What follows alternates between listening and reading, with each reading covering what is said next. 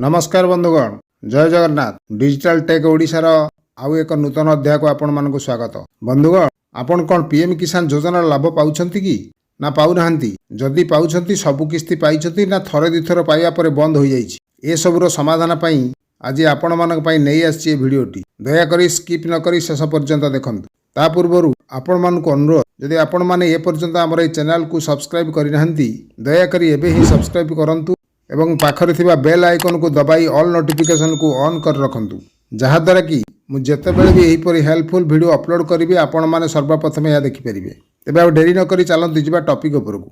बंधुगण देखंतु, प्रथमतः आपण को पीएम किसान योजना रे अप्लाई जदि करि नाहंती एबे ही अप्लाई करंतु, कारण अप्लाई पई पोर्टल खोला अछि। द्वितीय रे आपण को पाखकू जदि पीएम किसान नो अर्थ थरे बा दुई थर आसी बंद होई जाइछि, तेबे कोन करिबा को हेबो आसंतु ए विषय रे संपूर्ण आलोचना करिबा।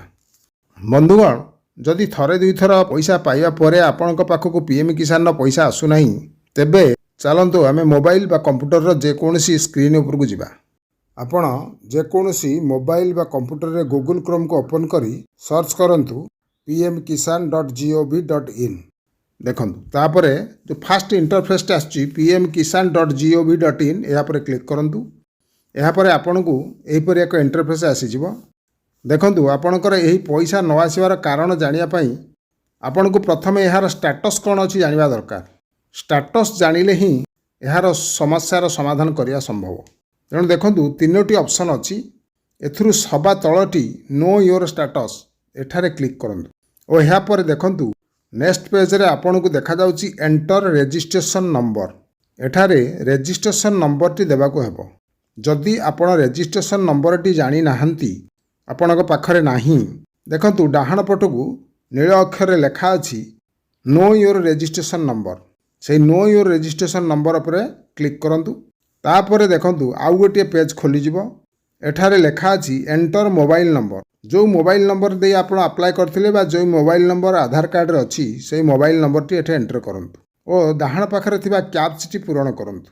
से घर भीतर पूरण कर सारा पर आपण आधार लिंक मोबाइल नंबर को गोटे ओटीपी आसीबो। से ओटीपी टी जीवा क्षणी ओटीपी टी को एठारे एंट्री करंतु और तापर सबमिट रे क्लिक करंतु। देखंतु यहाँ पर आपण को रजिस्ट्रेशन नंबर टी शो करूछि, यहाँ को लेखि रखंतु और यहाँ पर एठारु बैक करी सीधा पूर्व पेज को जांतु और एंटर रजिस्ट्रेशन नंबर जगह जो नंबर टी आपण लेखिक रखिथिले रजिस्ट्रेशन नंबर और तळे कैप्चा टी दियंतु।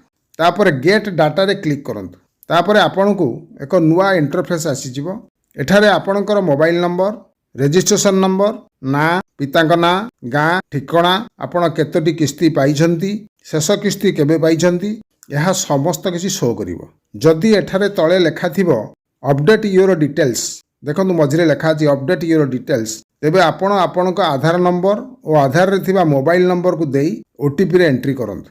तेबे आपणकर केवाईसी अपडेट होई जिवो और आपणकर बाकी थिबा समस्त किस्ती आपण पाखु आसीजिवो। आशा करूछि भिडियोटी आपण मानको निश्चय भल लागिथिबो। तेणु लाइक टी रखिबा को अनुरोध रहिली। जय जगन्नाथ।